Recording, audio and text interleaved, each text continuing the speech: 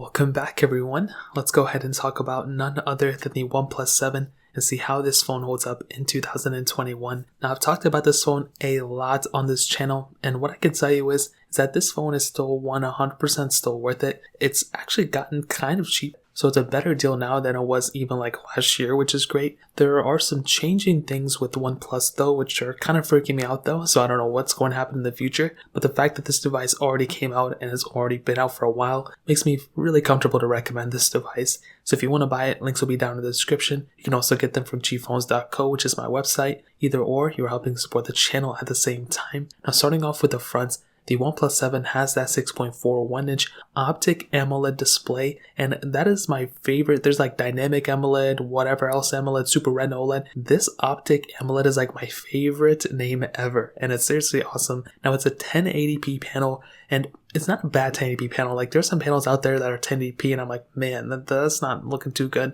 This one, on the other hand, looks like a very good panel. On top of that, it has that kind of like a notched display. It's not like a hole punch display, but it's kind of like giving you the vibe that it's kind of like bezel-less, which is really nice. It's not a hole punch display and it's not like a fully notched display, so it's somewhere in the middle. Now sadly, this thing does not have any like higher refresh rate like the OnePlus 7 Pro, or I think the OnePlus 7T also had. This device does not have it. It's not a crazy big deal though. I wish it did have some sort of capability like that, but as I stated before, some things you can't go back and change it. But I still think the whole entire OS is smooth enough to kind of give you the facade that, you know, it's not 90 Hz, but it still is a pretty smooth device at the end of the day. Now you have USB Type-C on the bottom of this thing, and on the back, you have a glass back, which still feels really nice, and you have that camera setup as well, which we'll get into in a second. Now, I can definitely tell you there are some highs and there are some lows about this phone, and some of the lows are actually with the body. So there's no expandable storage, which is okay. I'm not counting that against it, but there's no IP certification, which that is kind of weird. I'm not too sure why they don't put IP certification on really any OnePlus devices they make, besides like the top tier ones.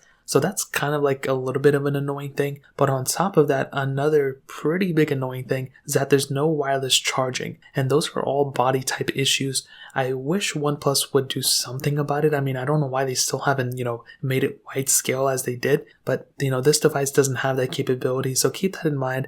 If you're somebody who uses wireless charging, or if you're somebody who's always like messing up your phone or dipping it in water or whatever, then this phone doesn't have the most amount of security with it either. So keep that in mind. So in terms of a body standpoint, I think it feels good. I still think it looks pretty current, even though this thing is approaching 3 years old. But it is kind of sad that it doesn't have the capability that something like, like an iPhone 12 can have, or an iPhone of that year had either. So that pretty much covers it up in a body standpoint. Now, camera-wise, I kind of hit on it before. This thing has a dual camera setup on the back, a 48 megapixel wide-angle lens, and then a 5 megapixel depth sensor. And I think this is also another pretty big area where this phone is pretty decent. And again, it's okay. Like you can do 4K at 60, which I'm glad to see. But unfortunately, a pretty big downside of this phone is that you don't have like that ultra-wide or telephoto lens. I am somebody, if you have one or the other, then it's like you're like 50% there. That's like a minimum kind of thing. But when you don't have either one of those, you are kind of setting yourself up for not necessarily having like the most insane amount of camera ever. No matter how good that single camera setup is, you're kind of missing out on those other type of things. And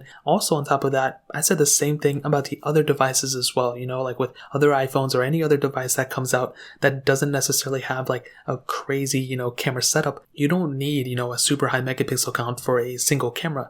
But even if you have the best single camera in the world, it may be, overshadowed by something else that may have an additional sensor that's more functional. In this case, the depth lens, I think is okay, but like I would rather have something like an ultra-wide sensor or a telephoto lens. So keep that in mind. But as I stated before, you can do 4K at 60, and I think the single lens is okay, but even the single lens isn't even that great. But on the front, you have that 16 megapixel wide-angle lens, and again here, 1080p at 30, no 4K at 60, no 1080p at 60. And this thing is not like this thing came out 10 years ago. This thing just came out like, 3 years ago, not even. So when you look at other phones that came out in 2019, phones like the iPhone 11 Pro, the iPhone 11, those phones had a lot of capability at that time. And unfortunately, this device doesn't really have that good of a camera in 2021, in my humble opinion. So in terms of the camera setup, that pretty much covers it up. Now, software-wise, this phone is killing it. I mean, this is the device where I think this device really does a good job. And I think when it comes down to one specific area of this device, it has to be the specific software where I'd recommend it like crazy. So Oxygen OS, as I said before,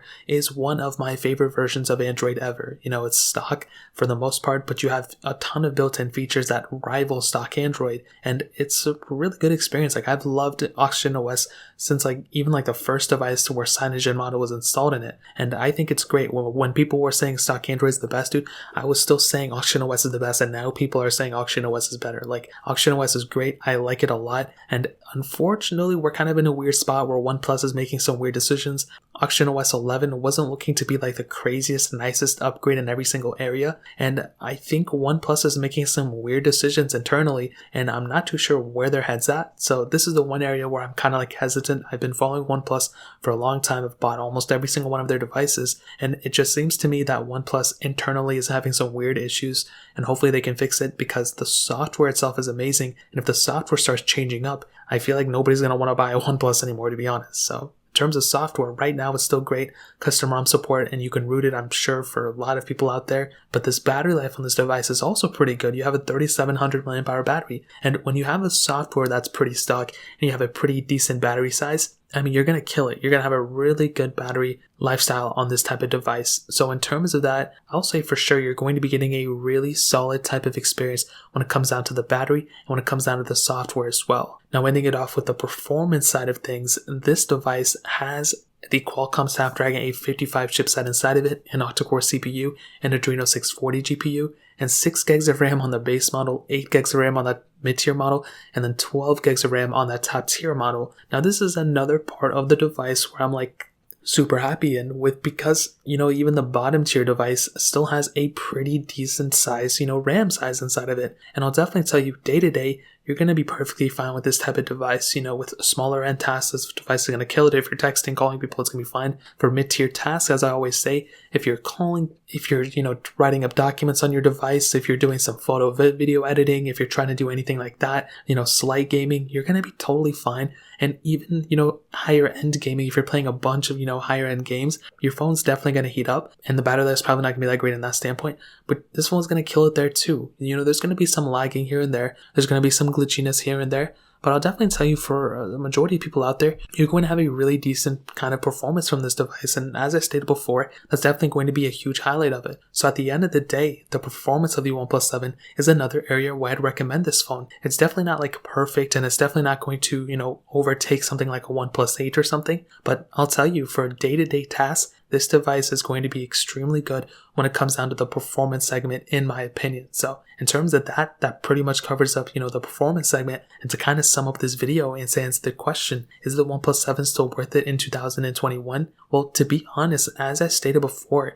I think this device still has a lot going for it. It's not a bad device. It's not a super old device. And to be honest, there's some things about this phone that I still like and I still prefer over a lot of flagships. I think the software is the number one thing going for this phone. Yeah, the custom ROM support out there, there's just a lot of capability behind this device. And like I said, it's not perfect, but it definitely will get the job done in terms of a performance standpoint.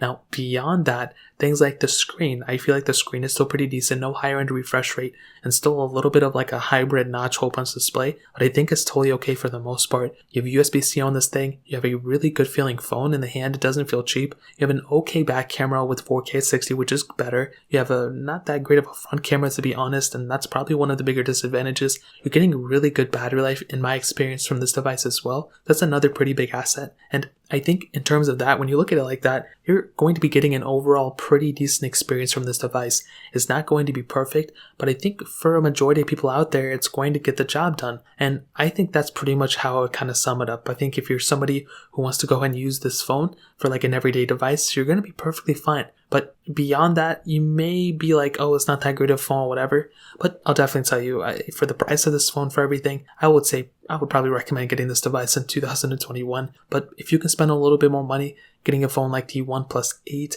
the OnePlus 7T Pro, those devices are going to be killer. And I think those devices have a lot more going for it than this one. But either or, you can't go wrong with picking up a OnePlus 7 in 2021. So that really pretty much covers it up. If you guys have any other questions or anything like that, let me know in the comment section below. Hit the like button, that means so much, but definitely hit that subscribe button. Every single subscriber that we get really does count, so it means so much if you guys can hit that. Also check out the other links down in the description as well. My Twitter, my Instagram, my other channels. More importantly than everything else, I love every single one of you guys. Hopefully I'll catch you guys in the next video. Peace out till then.